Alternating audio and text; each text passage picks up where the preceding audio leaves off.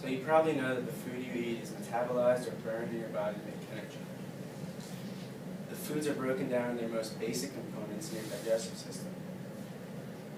These basic nutrient components, such as amino acids from protein, glucose or sugar from carbohydrates, and fatty acids from fats, then absorb into the bloodstream and are taken up by your cells that need fuel. Behind me I've drawn a basic diagram of the metabolism of your body. For the remainder of my speech, it'll start to come together. I ask you to make references to the diagram if you need to. You can find these macronutrients on every nutrition label. But to me, nutrition label is just a bunch of superficial numbers. Back about 10 to 12 years ago, when I first started to become interested in things like the human diet and nutrition, most people I knew didn't even know how to read a nutrition label. And a lot more foods didn't even have them. Today, that sort of complete lack of nutritional awareness is a long gone phenomenon. For instance, most of you probably know how to read a nutrition label. So I'm not going to talk to you about that. Rather, I'm going to talk to you about something that I think puts that nutrition label in context. That's the hormone insulin. First, I'm going to talk to you about the interplay between carbohydrate metabolism, insulin, and fat during healthy and unhealthy circumstances. Then I will talk a little more about insulin's role in driving fat storage and how that fat is transported in the blood. Finally, I will talk about how insulin is a central player in the formation of atherosclerosis and heart disease. So with that being said, the short and sweet version of my story is that insulin is controlled by carbs. When you eat carbohydrates, your blood sugar gets high. And since high blood sugar is toxic, your body releases insulin to get those levels back down. Insulin then binds to receptors on your cell, up here, and your cells need energy, and signals those cells to open up and let glucose in. But your body can only metabolize a little bit of sugar at a time because too much sugar in the cell at once can be toxic. So the body saves that glucose in other places. Storage space outside the cell for carbohydrates is limited, but we have unlimited storage space for fat. If you have a healthy metabolism, you only need a little bit of insulin to clear your blood sugar, and then things go back to normal. Your blood insulin levels go down, and if your cells run out of energy, you can burn your body fat, which is also an extremely efficient source of energy. Even though the amount of fat storage is essentially unlimited, your body can only convert excess glucose into fat at a limited rate. In other words, if your cells are receiving sugar faster than they can store it as fat, the glucose has nowhere else to go but pile up in the bloodstream. In response to the glucose returning to the bloodstream, the body, again, secretes more insulin. But the cell can't handle importing any more sugar at this point because that would be toxic. Rather, your body starts to become resistant to the effects of insulin by decreasing the number of insulin receptors on every cell in your body except for on fat cells.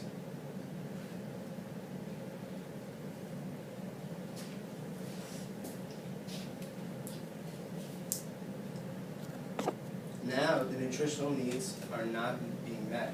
And because more nutrients are being diverted away from the cells that need to use it for energy and towards fat cells for storage, in response to the lowered effects of insulin, the body starts to secrete even more insulin to ensure that blood sugar levels remain low and not toxic, even when you're not eating.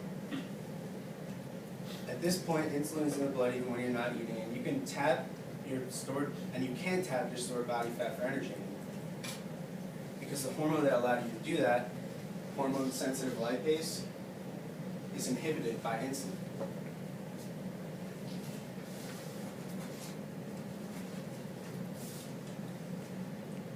This is when things get really bad, because as soon as your short-term energy levels start to drop, if you can't burn body fat, you become ravenously hungry. So now we know a little background information about the interplay between carbohydrate metabolism, insulin, and fat. We learned that insulin drives fat storage and also promotes fat retention. This is important because the fat you burn and the fat you store are transported in the blood in different ways, and they should not be confused. Fat is not soluble in the blood, so instead the body must repackage it with proteins and cholesterol for transport. For instance, the fat that comes from the conversion of dietary carbohydrates that you eat and is going to be sent to the fat tissue for storage is packaged together with proteins and cholesterol into something called VLDL. When the VLDL reaches the fat tissue and drops off its package, it turns into a smaller, denser package of fats, proteins, and cholesterol called LDL, also known as bad cholesterol. These LDLs probably get a bad rap because they can become stuck in the spaces between the cells lining the wall of your artery. The stuck LDL can become oxidized by the nearby oxygen circulating in the blood, and then trigger an immune response. Normally, a healthy person with low levels of insulin resistance would have enough HDL, which is known as good cholesterol, to clean up the oxidized LDL and return it to the liver for recycling. But what happens instead is a person who releases higher than normal amounts of insulin on a regular basis is those levels of HDL are downregulated and the levels of LDL are upregulated. So the immune cells arrive first and try to engulf the LDL before the HDL can get there, and they would, just like they would to any bacteria or virus. But the immune cells also become oxidized and transform into something called foam cells, which basically also become stuck and add to the problem. I don't think I need to remind you what happens over the long term, but this is the start of the familiar process of plaque formation.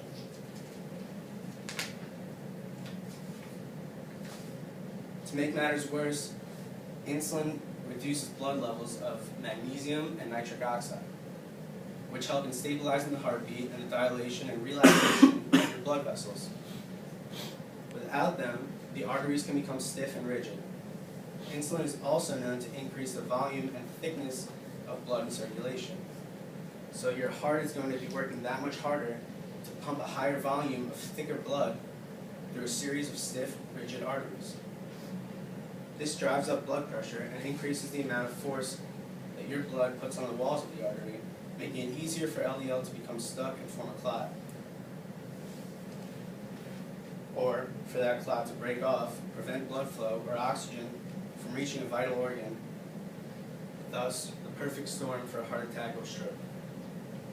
In conclusion, insulin is the hormone that normally allows us to obtain nutrients and energy from the food we eat. But what's normal for insulin, unfortunately, is not normal for the average American diet. And today, we've seen how abuse of its fat-storing powers can have global consequences on the body. In fact, insulin is such an influential part of our metabolism that some have even called it the master hormone. So if you ever hear the fact that the individuals within any species who release the least amount of insulin in a lifetime live the longest and remain the healthiest, you should now have some insight as to why. Okay, thank you.